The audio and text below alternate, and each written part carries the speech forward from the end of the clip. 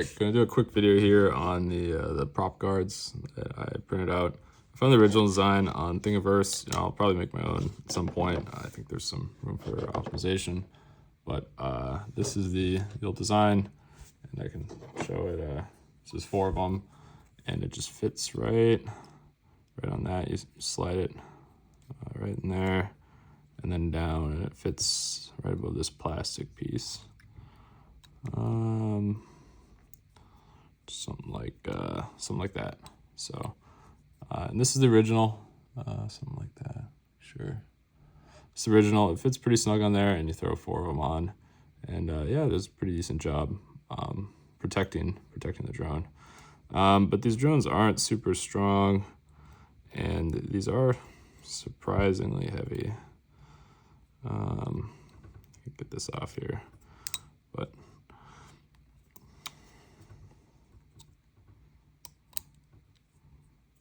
optimize this bit too. I'll look at that later. But anyways, you throw one of these on, they'll scale here, and it's 1.5 grams.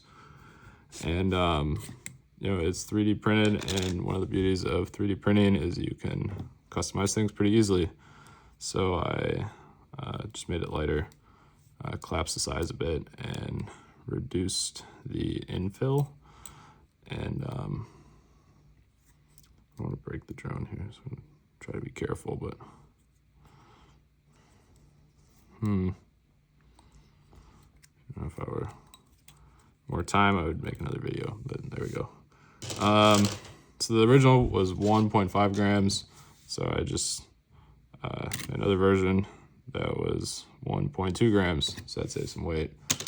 And then I made another version that was 0.6 grams, and that works fine and saves weight. And then just made another version that's 0.44 grams, and so that well, works even better for getting on. But yeah, no, it's sufficiently strong to protect the drone.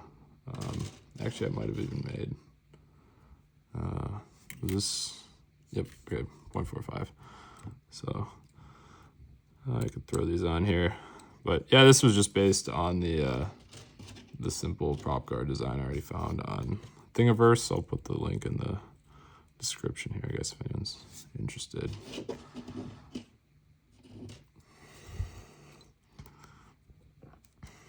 But yeah, so that's what the drone looks like with all 4 on here. And I'm gonna try to weigh it here, so I'm gonna come up with a better weighing system. I'm just looking around here. Okay, great. Actually, I'll take a lid here. So it's a little big for the scale, but what we can do is we just adjust.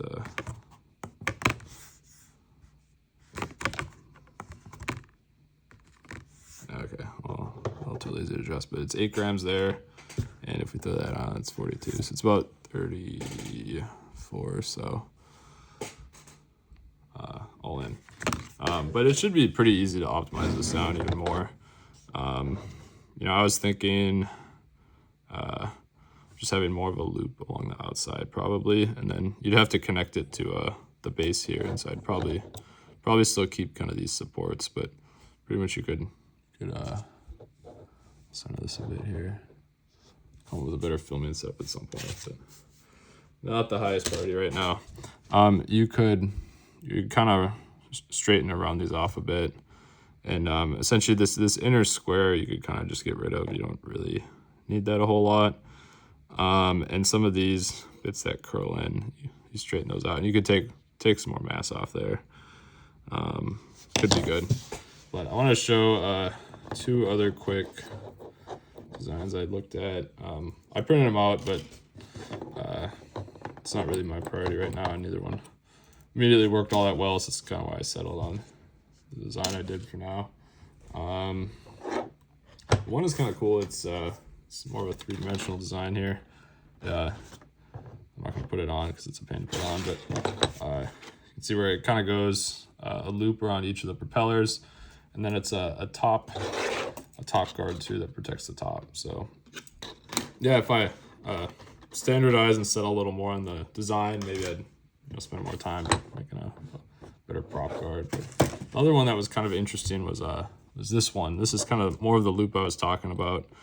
And these were circles, and you know, probably works as circles, and they're maybe a little more secure. Also, this was a little big, so I had to kind of cut it down, but I ended up cutting these circles just to be able to fit it on and be able to slide it on and off. So, and yeah, this is pretty thick. You could definitely thin this out a bit and take some weight away, but that was another kind of prop guard design. But yeah, the 3D printer, I'd say the prop guards has been the actual like useful thing I printed out of the 3D printer. Most of the others have just been learning a bit of mechanical design and I don't know, some little trinkets. So it's been fun, but yeah, it's mostly drone parts is kind of I want the printer for.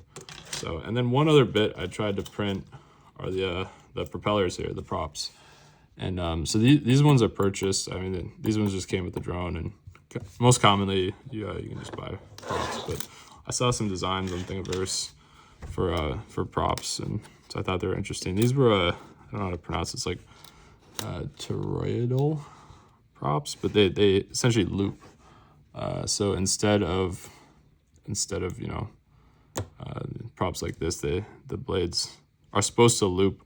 When I tried to print, you know, actually on all three of them here, they didn't print completely. So I don't know, it looks kind of cool, but I don't think they're very good propellers, so I don't use them.